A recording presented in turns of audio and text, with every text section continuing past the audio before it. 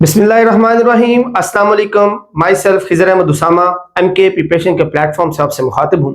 Student, आज के session में हम डिस्कस करने जा रहे हैं फंडामेंटल्स ऑफ ऑपरेटिंग सिस्टम्स। इससे पहले हम फंडामेंटल ऑफ कंप्यूटर पढ़ चुके हुए हैं। आज के सेशन के अंदर हम बात करेंगे जो हमारा ऑपरेटिंग सिस्टम होता है, सॉफ्टवेयर की एक टाइप है ऑपरेटिंग सिस्टम्स की। तो ऑपरेटिंग सिस्टम्स क्या होते हैं, उनके कॉमन फीचर्स क्या होते हैं, उनकी टाइप्स क्या हैं, on the basis of processing उनकी टाइप्स कितनी है, on the basis of user उनकी टाइप कितनी है, on the basis of task जो उनके जो टाइप्स हैं वो कितनी है। ये सारी चीजें डिटेल में डिस्कस करेंगे। सो आखिर तक इस लेक्चर को जरूर देखिएगा।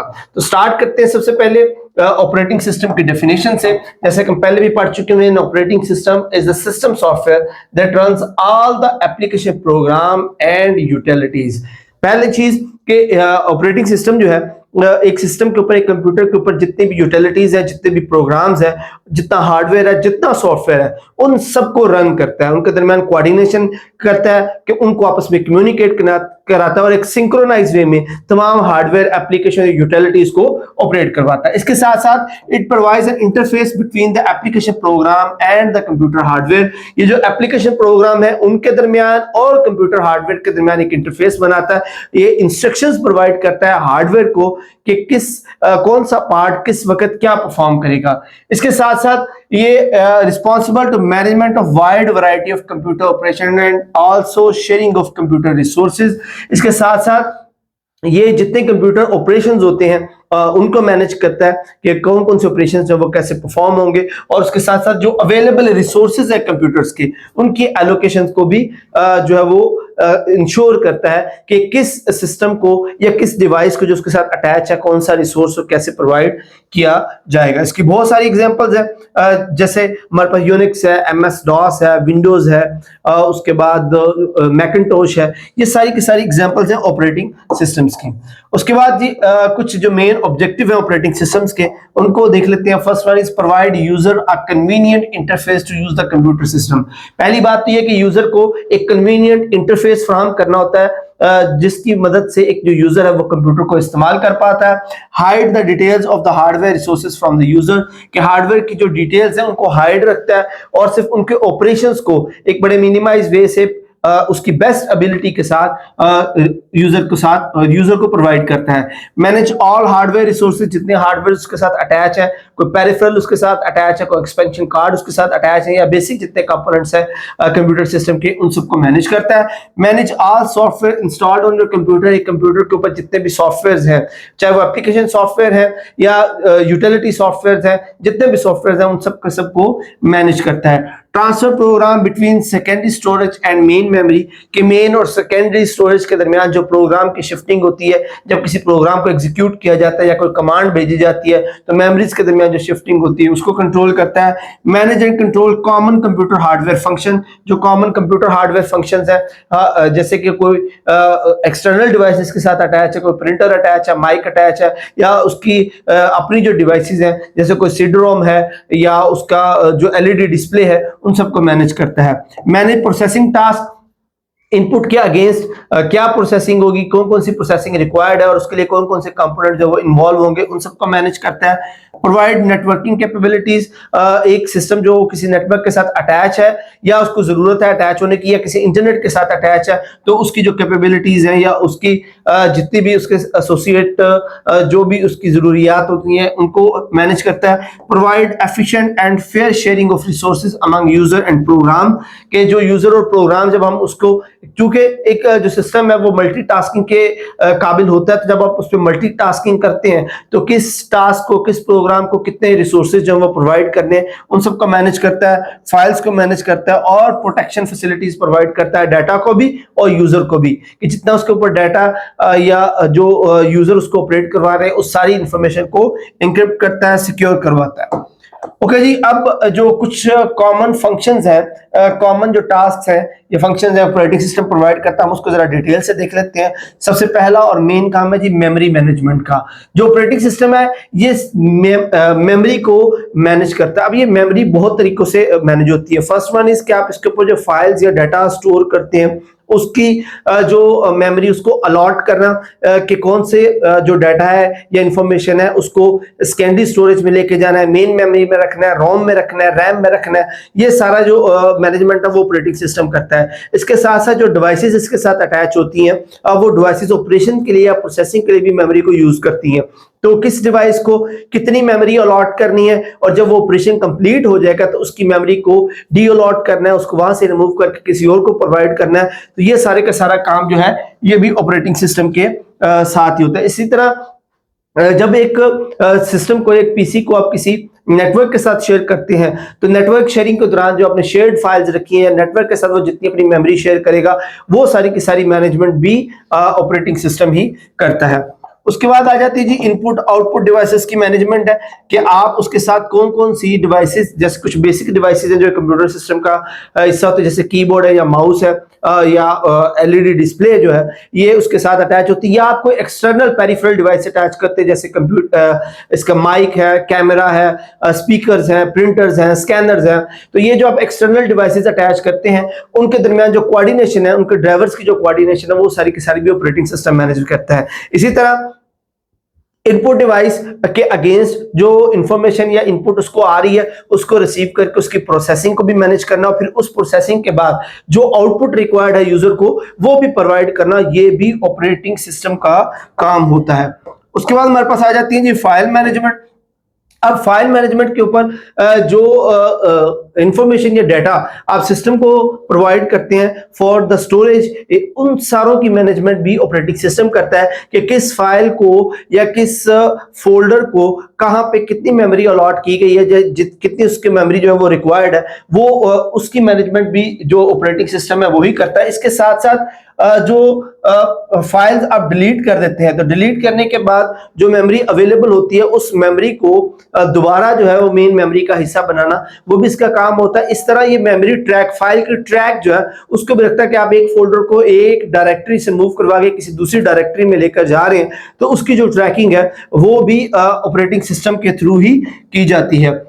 इसके साथ साथ जो इंफॉर्मेशन कंप्यूटर के लॉग बन रहे होते हैं, जिस तरह आप जो भी मेमोरी को यूज कर रहे हैं या उसको खाली कर रहे हैं या फाइल्स को मूव करवा के डायरेक्टरीज चेंज कर रहे हैं तो उसके भी लॉग्स बन रहे होते हैं। उन लॉग्स को मेंटेन और स्टोर करना जो है ये भी एक प्राइमरी टास्क है इसके ऑपरेटिंग सिस्टम के। उसके बाद आ जाते हैं जी रिसोर्स मैनेजमेंट में। अब रिसोर्सेज जैसे कि सीपीयू का टाइम, उसकी मेमोरी, उसकी फाइल या इनपुट आउटपुट डिवाइसेस, ये सारी कंप्यूटर के रिसोर्सेज होते हैं।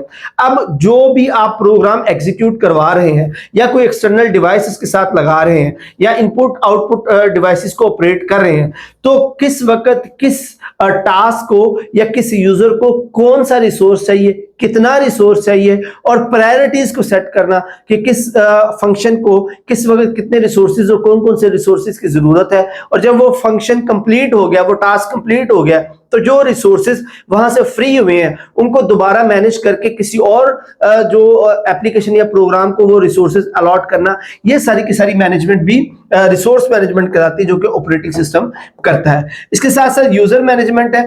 अब चूंकि ऑपरेटिंग सिस्टम जो है वो कोई ना कोई यूजर ऑपरेट कर रहा होता है तो यूजर की इंफॉर्मेशन, लॉगिन इंफॉर्मेशन या यूजर ने जो अपना पर्सनलाइज डाटा अपने अकाउंट पर अपलोड किया या उसको सेव किया, वो उस सारी की मैनेजमेंट जो है वो यूजर मैनेजमेंट कहलाती है। अब इट कैन बी ये एक यूजर भी हो सकता है और मल्टी यूजर्स भी हो सकते हैं।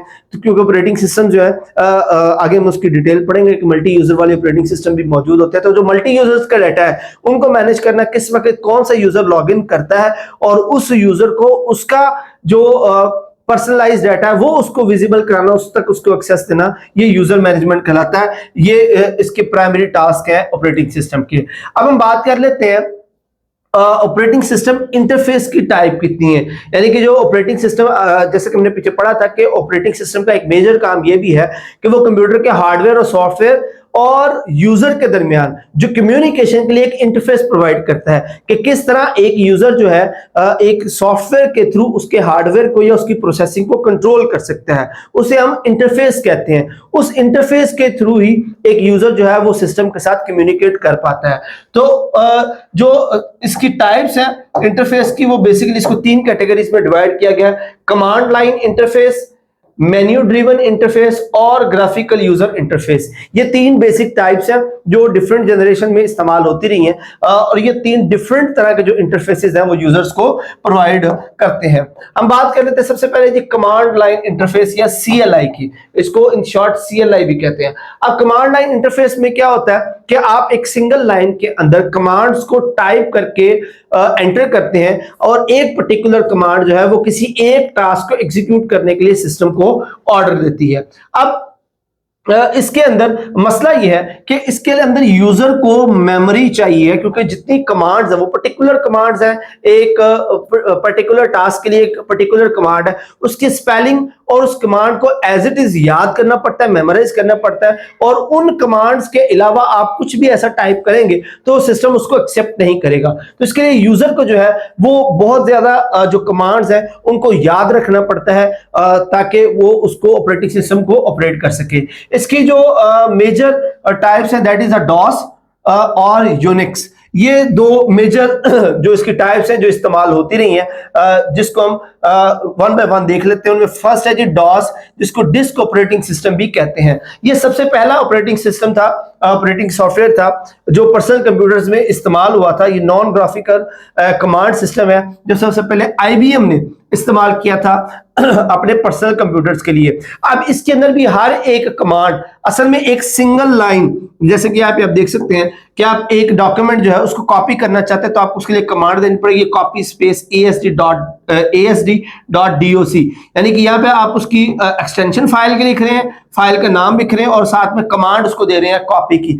तो जब तक आप एग्जैक्ट इन्हीं स्पेलिंग के साथ ऐसे ही कमांड नहीं लिखेंगे सिस्टम उसको एग्जीक्यूट नहीं कर पाएगा। इसलिए इनकी थोड़ी सी लिमिटेशन है कि ये यूजर मेमोरी के साथ एसोसिएट होती हैं कि एक यूजर जो है वो कितनी कमांड्स को मेमोराइज कर सकता है।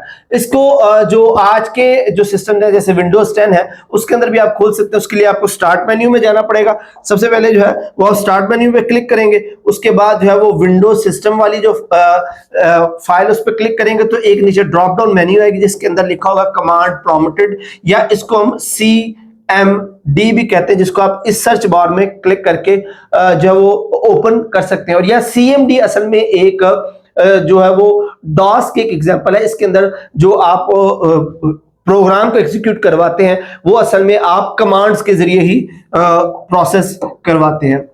अच्छा जी, उसके बाद ये उसका इंटरफेस है जी। यहाँ पर जैसे आप देख सकते हैं कि यूजर का नाम लिखा है, उसके आगे आप कमांड्स देके आप उसको ऑपरेट करवा सकते हैं। दूसरी टाइप है जी इसकी यूनिक्स की। यूनिक्स भी एक ऑपरेटिंग सिस्टम है जिसको 1960 में मल्टिक्स ने, MULTICS मल्टिक्स ने जब वो डेवलप कराया था यूनिक्स को, और ये तकरीबन 30 साल तक जो डिफरेंट ऑपरेटिंग सिस्टम्स के अंदर डिफरेंट ऑपरेटिंग जो सिस्टम्स थे उनके अंदर एज ऑपरेटिंग सिस्टम इस्तेमाल होता रहा। इसमें आप देख सकते हैं ये भी उसी तरह ही कमांड ऑपरेटेड है कि आप इसके अंदर जो एक सिंपल एग्जीक्यूशन के लिए किसी प्रोग्राम को एग्जीक्यूट करवाने के लिए जो है वो टाइप करके कमांड देते हैं। अच्छा, जो दूसरी टाइप थी हमारे पास CLI की, वो थी मेन्यू ड्रिवन इंटरफेस, MDI।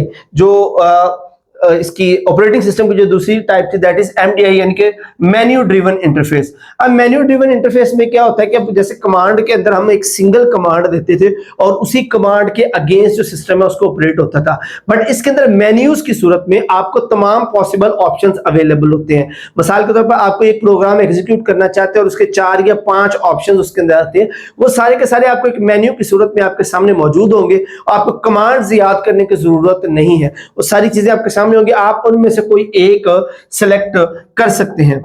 अब इनकी जो टाइप्स हैं उनको वन बाय वन देख लेते हैं। जैसे कि ये नेटवेयर, इस ऑपरेटिंग सिस्टम का नाम है नेटवेयर और ये इंट्रोड्यूस करवाया गया था नोवेल की तरफ से, और ये 2 वर्ड्स का कॉम्बिनेशन है। नेटवर्क से नेट लिया गया और सॉफ्टवेयर से वेयर लिया गया, तो इस तरह ये नेटवेयर बना। 1983 में नोवेल कंपनी ने इसको इंट्रोड्यूस करवाया था, और इसका जो इंटरफेस है वो मैं आपको यहाँ पे दिखाता हूँ जी। यही देखें, अब इसके अंदर आप देख सकते हैं कि यहाँ पर आपको एक पूरी जो मेन्यू है वो गिवन होती है, जिसके ऊपर तमाम जो इंफॉर्मेशन है, जैसे कि यहाँ डिस्क के रिलेटेड जो है वो एक मेन्यू खुली, तो आप देख सकते हैं कि उससे रिलेटेड जितने ऑप्शंस हैं वो यहाँ आपके सामने आ रहे हैं। आप इन ऑप्शंस में से उसको एक को सिलेक्ट कर सकते हैं। इसको हम एक मेन्यू कहते हैं। तो मेन्यू जो यूजर इंटरफेस है MUI, उसके अंदर इस तरह से जो ऑप्शंस है वो मेन्यू की सूरत में आते हैं और आप उनमें से कोई एक सिलेक्ट करके प्रोग्राम को एग्जीक्यूट करवा सकते हैं।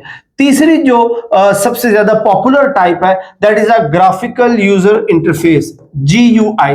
ये सबसे ज्यादा वाइडली यूज होती है, सबसे ज्यादा यूजर फ्रेंडली ये होती है। इसके अंदर क्या होता है जी कि each and every object is represented by a small size graphic picture symbol where user select command from various menus buttons and icon using a mouse.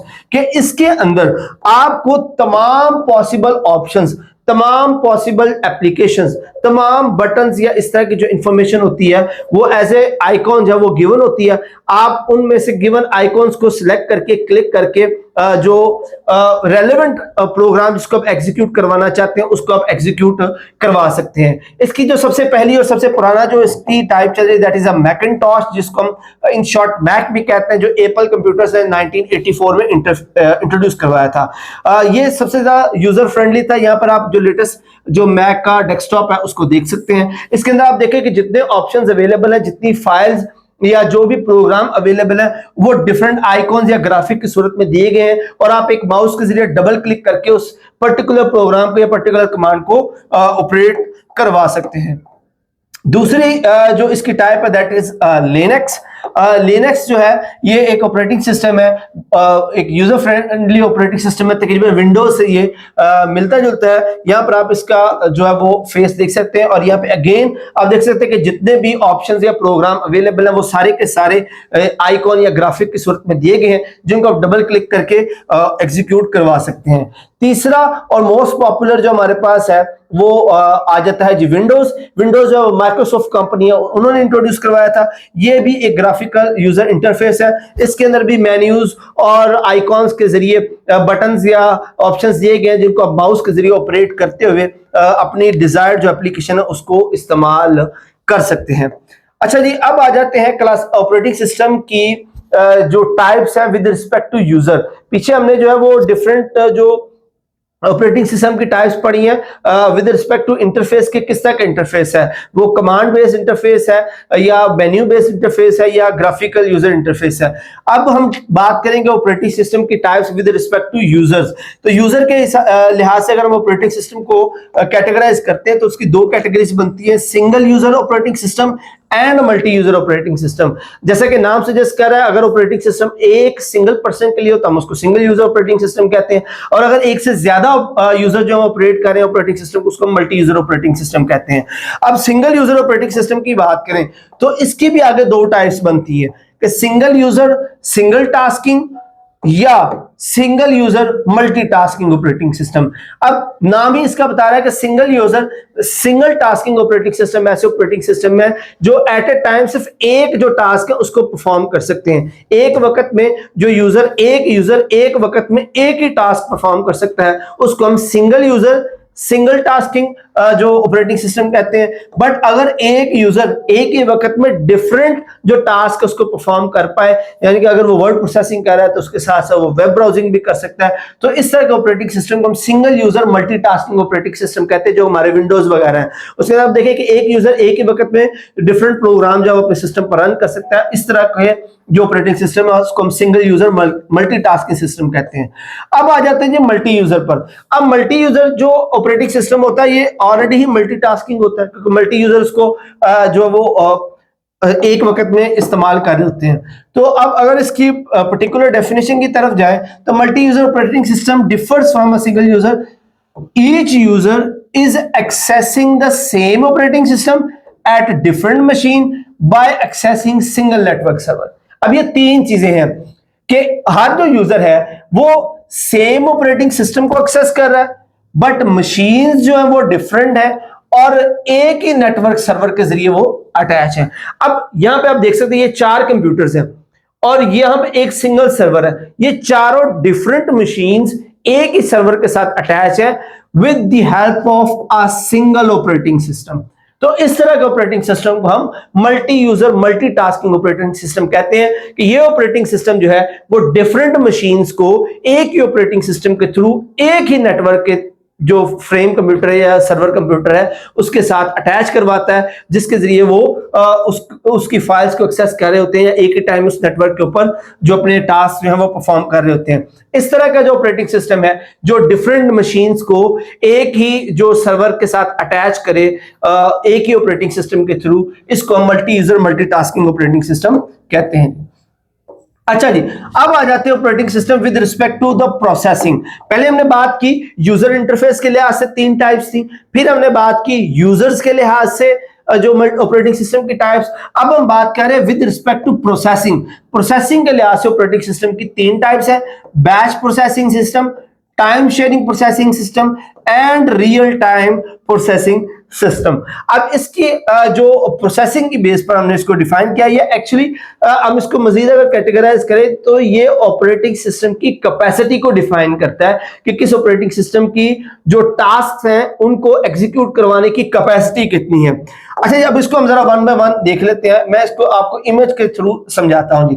पहले हम बात करें जी बैच प्रोसेसिंग सिस्टम की। अब इसके अंदर क्या होता है, डिफरेंट जो यूजर्स हैं, मोर देन वन यूजर जो है वो अपनी अपनी जॉब या अपना अपना टास्क जो है वो एक ऑपरेटर को सबमिट करवाते हैं। यानी कि आप फर्ज करें कि आपके पास 7 है या 10 लोग हैं, 10 यूजर्स हैं, वो अपना अपना जो टास्क है वो ऑपरेटर को सबमिट करवाते हैं। अब ऑपरेटर क्या करता है, ऑपरेटर्स बैच बनाता है।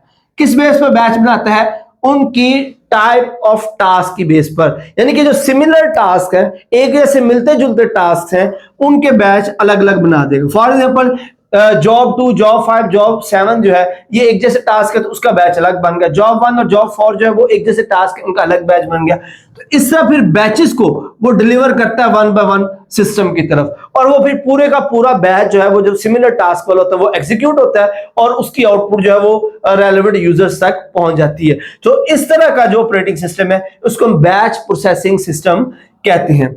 अब उसके बाद आ जाते हैं जी टाइम शेयरिंग प्रोसेसिंग में। अब टाइम शेयरिंग प्रोसेसर में क्या होता है जी कि टाइम शेयरिंग के अंदर हमारे पास नंबर ऑफ यूजर जो है वो अटैच होते हैं एक सिस्टम के साथ, और वो डिफरेंट टर्मिनल्स के साथ साइमल्टेनियसली एक सिंगल कंप्यूटर को डिफरेंट पर्पसेस के लिए इस्तेमाल कर रहे होते हैं। डिफरेंट यूजर्स हैं वो एक ही सीपीयू के साथ अटैच है और अपना अपना जो काम है वो परफॉर्म करने की कोशिश कर रहे हैं।